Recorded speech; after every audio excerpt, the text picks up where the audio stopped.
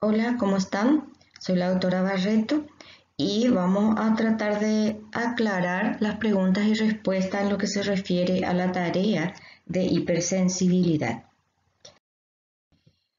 La primera historia que les presentamos fue una paciente de 18 años de edad que presenta lesiones eritematoescamosas en dorso de pie derecho e izquierdo. Una lesión de piel que empieza con el prurito local y inmediatamente tiene una reacción inflamatoria, por eso el color rojo, por la vasodilatación de los vasos sanguíneos, y también por eso la piel está caliente. Como este tipo de lesiones a veces estimulan una micosis, la tratan como antimicótico y no mejora. Luego vuelve a consultar porque las lesiones se hacen muy evidentes y cuando se la examina se ve que las lesiones corresponden al sitio donde el zapato toca la piel. Se le diagnostica dermatitis de contacto. En esta historia no le pedimos diagnóstico, le hacemos todas las presentaciones, cómo se debe presentar una dermatitis de contacto, y que como es una lesión de piel localizada, el laboratorio no nos muestra ninguna lesión, ninguna alteración evidente. La frotis de la lesión se hace para descartar que sea hongo verdaderamente y no hay la presencia de hongos en ella. Entonces, la pregunta que se hace en estas situaciones: ¿qué tipo de hipersensibilidad presenta el paciente? Dermatitis de contacto, sabemos, es de la hipersensibilidad retardada tipo 4, no hay problema en ese punto. Y luego se les pide que citen las células y citoquinas que participan en el mecanismo en este tipo de lesión, y cuál sería el mecanismo por lo cual se produce la lesión. Las células, sabemos, son los linfocitos T, sobre todo los linfocitos Th1, los CD8, que son citotóxicos, y los macrófagos, que son los principales actores en muchas de estas enfermedades. Las citoquinas, el interferón gamma, factor de necrosis tumoral, alfa, beta, etc., son las que producen los CD8 o los macrófagos. ¿Cuál es el mecanismo de lesión? Tiene una primera etapa de sensibilización en el cual el antígeno entra en contacto con la piel, las células presentadoras de antígeno, que son los macrófagos, los fagocitan y van a activar el CD4, y a través del CD4 el Th1 específicamente, y produce CD8 sensibilizados. En un segundo contacto, el antígeno, otra vez a través de las células presentadoras de antígenos y el Th1, ya empiezan a producir citoquinas inflamatorias, sobre todo activando la CD8, y producen entonces las citoquinas que van a producir todas las reacciones inflamatorias que se encuentran en la lesión en sí, lo que va a dar como resultado esa manifestación clínica que se ve en el paciente, que es una lesión llamada eczematosa. También se pide que citen otros dos tipos de hipersensibilidad retardada, no creo que haya problemas ahí, son la formación de granuloma y la reacción tuberculínica. Esto es lo que le presentamos en la clase de hipersensibilidad, donde se ve la fase de sensibilización, que sería la primera etapa, en el cual se pone en contacto con el antígeno las células de la subdermis, normalmente los macrófagos, que hacen un procesamiento del antígeno, y por las células de Langerhans, y luego van a ponerse en contacto, migración hacia los ganglios linfáticos, en el cual van a activar el linfocito T, y va a quedar como memoria el CD8 para saber el próximo contacto de antígeno. La fase efectora de esta dermatitis de contacto es cuando ya tenemos una célula sensibilizada. Viene nuevamente el contacto del antígeno con la piel, generalmente fagocitada por el macrófagos, y van a activar el TH1 y el TH1 y activar también todas las citoquinas, van a eliminar todas las citoquinas que van a hacer que produzcan más macrófagos al sitio de lesión, y este macrófago va a producir también más citoquinas y van a atraer células inflamatorias y producir lesiones inflamatorias en el lugar de lesión, que es lo que clínicamente nos va a dar a nosotros esas lesiones eritematosas y de la piel del paciente. Lo característico de la dermatitis de contacto es que se produce en el sitio donde el antígeno está en contacto con la piel. El segundo caso que le presentamos es un paciente de 30 años con antecedente de ser alérgico al polen y a los ácaros. Luego de comer mariscos, presenta urticaria generalizada, coloración roja de toda la piel, prurito, además hinchazón de labios. Se describe en este momento la anafilaxia localizada en la piel y en los labios en este paciente. Simplemente preguntamos, para que se produzca esa lesión, ¿quiénes participan? Las células, evidentemente los mastocitos, que son los sensibilizados, y en una primera etapa y los eosinófilos también, para perdurar esta etapa, como sabemos. Y los mediadores de las etapas que sabemos son los mediadores primarios, que son la histamina, heparina, proteasa, factores quimiotácticos. Y los mediadores secundarios, los leucotrienos, prostaglandinas, etc. La otra pregunta es esquematizar los pasos que ocurren en este tipo de reacción desde el primer contacto con el alérgeno hasta liberación de mediadores.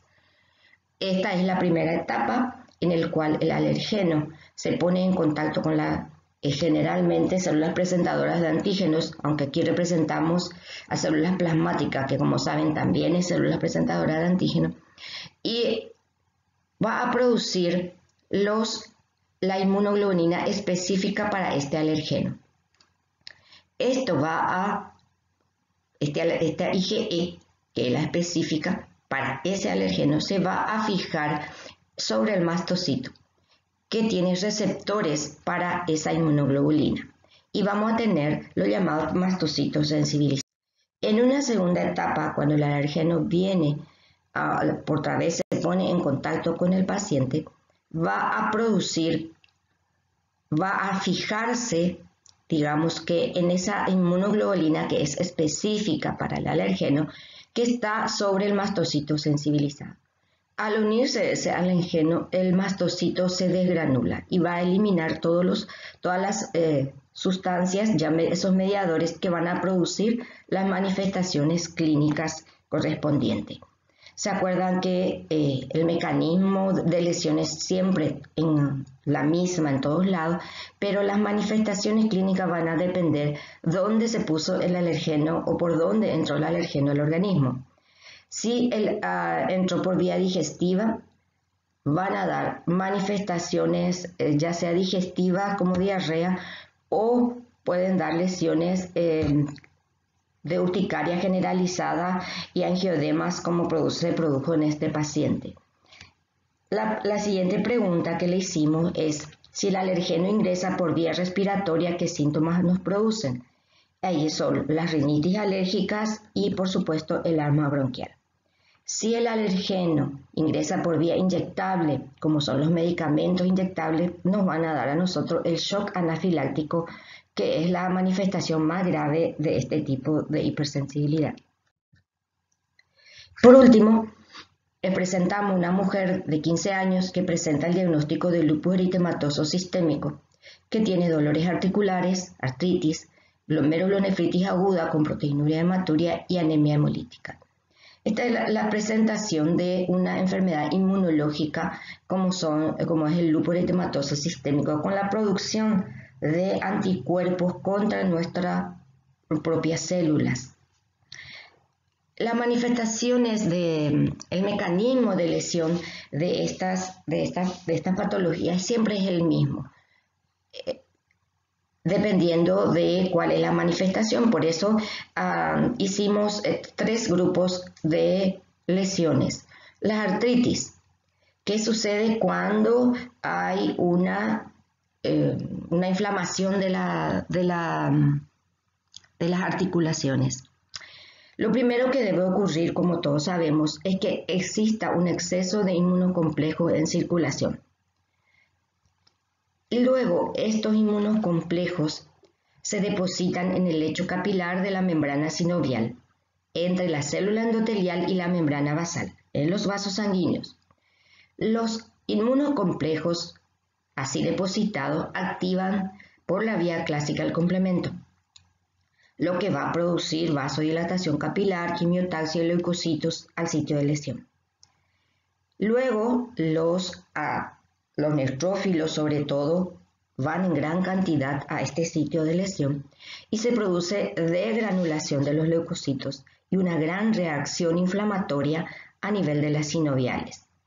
Y clínicamente hay una inflamación de las sinoviales de las articulaciones y se producen las artritis. Esto es un tipo de hipersensibilidad tipo 3 por inmunocomplejos. El mecanismo de producción de la glomerulonefritis es el mismo mecanismo. Hay un exceso de inmunocomplejos en circulación, depósitos de esto en el lecho capilar de la membrana glomerular. Los inmunocomplejos activan ahí el complemento por vía clásica, producen vasodilatación capilar, quimiotaxis de leucocitos al sitio. Hay degranulación y reacción inflamatoria entonces en los capilares glomerulares.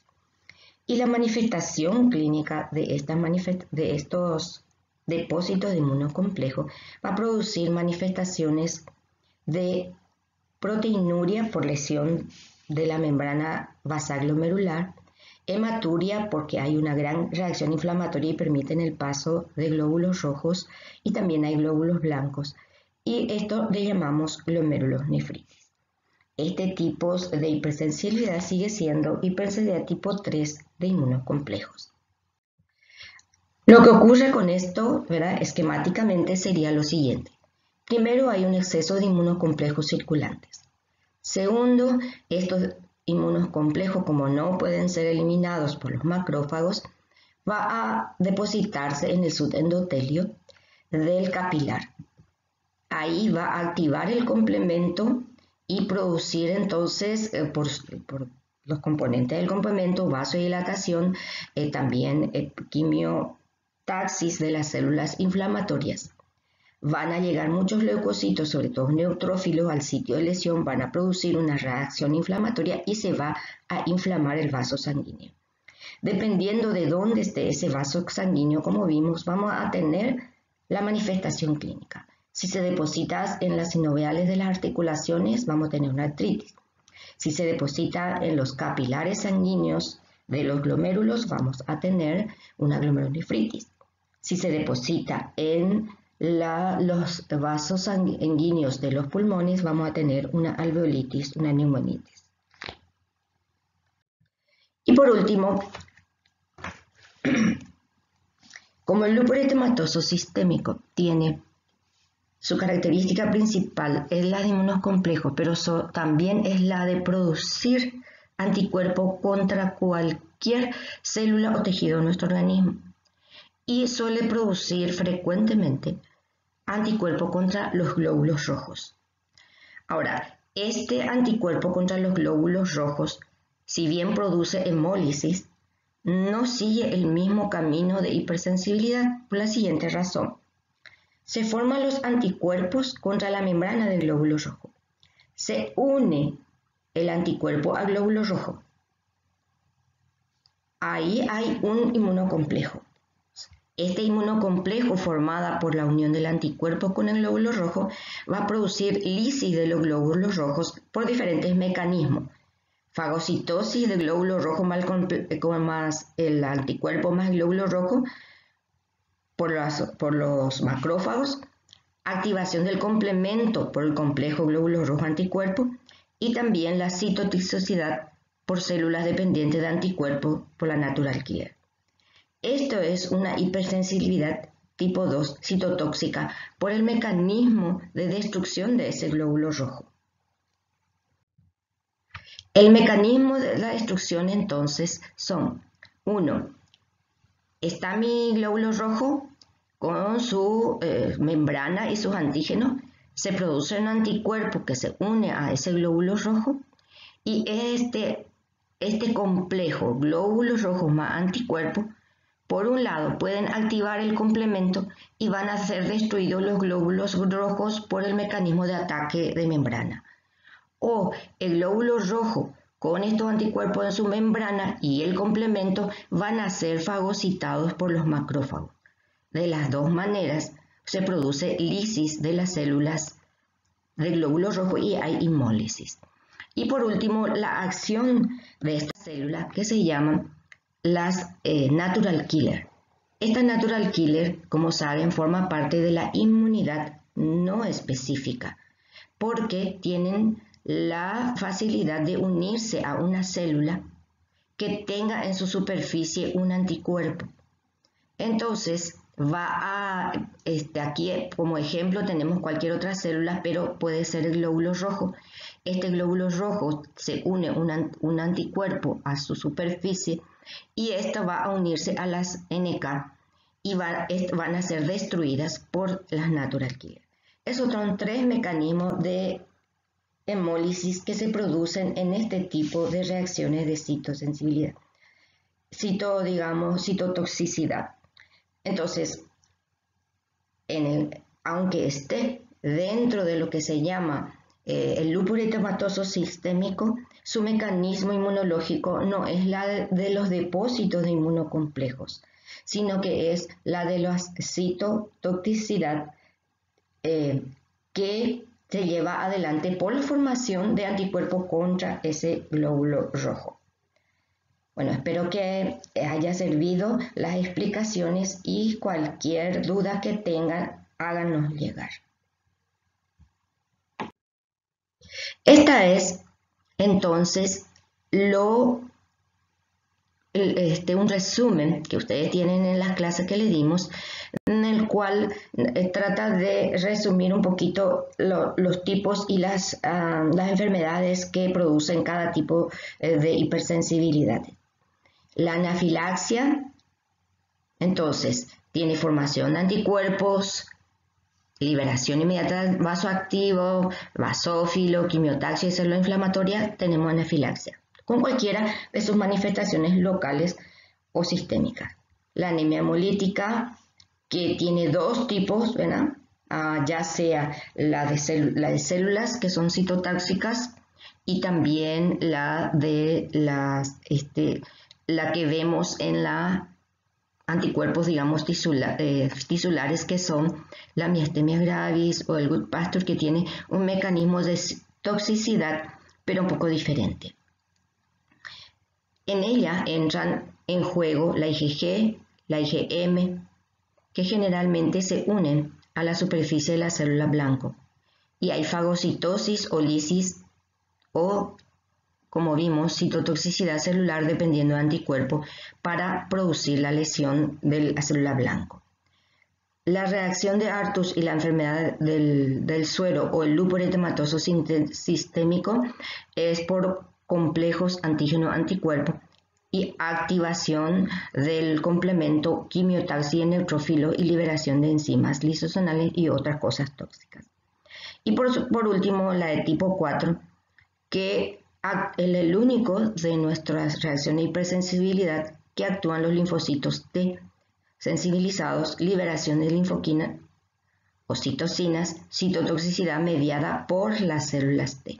Entonces tienen un resumen de las características finales de cada uno de los tipos de hipersensibilidad que nos producen ciertos tipos de enfermedades. Hasta la próxima, chicos.